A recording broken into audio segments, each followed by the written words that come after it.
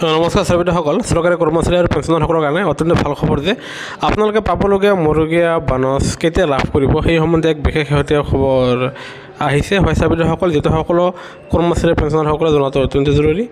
আৰু কিয়নো আপোনালোকে জানে যে অল ইণ্ডিয়া কনজিউমাৰ প্ৰাইচ ইণ্ডেক্সৰ শেহতীয়া সূচকাংকৰ ভিত্তিত আপোনালোকৰ দিয়ে বৃদ্ধি পোৱাটো 100% নিশ্চিত হৈছে। আৰু সেয়েহে এয়া চাব অহা 5 মাৰ্চ তাৰমানে বুধবাৰৰ দিনাখন কেন্দ্ৰীয় চৰকাৰৰ আপোনাৰ কেবিনেট বৈঠক আছে। আৰু এই বৈঠকতে কৰ্মচাৰী পেঞ্চনাৰসকলে পাবলগীয়া মৰুগীয়া বানচ DNS এলাউন্স আৰু DNS ৰিলিফ সেয়া হোলীৰ আগে আপোনাৰ মোকলাই দিব পাৰে বুলি জনা গৈছে। আৰু তেনে ক্ষেত্ৰত যদিহে কেন্দ্ৰীয় চৰকাৰে অহা 5 মাৰ্চৰ তাৰিখে কেবিনেট সিদ্ধান্তত মোকলাই দিয়ে, তেনেহ'লে অসমৰ চৰকাৰী কৰ্মচাৰী আৰু পেঞ্চনাৰসকলে তেখেতসকলে কেন্দ্ৰীয় চৰকাৰে মোকলাই দিয়াৰ আপোনাৰ 15-20 দিন পিছত, তাৰমানে আপোনালোকে এপ্ৰিল মাহৰ দৰমহাৰ সৈতে আপোনালোকৰ মৰুগীয়া বানচ পাবলৈ সক্ষম হ'ব।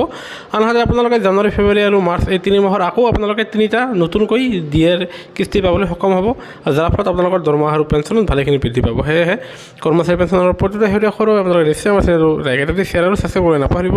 ভিডিঅ'টো চোৱাৰ বাবে ধন্যবাদ। জয় অসম।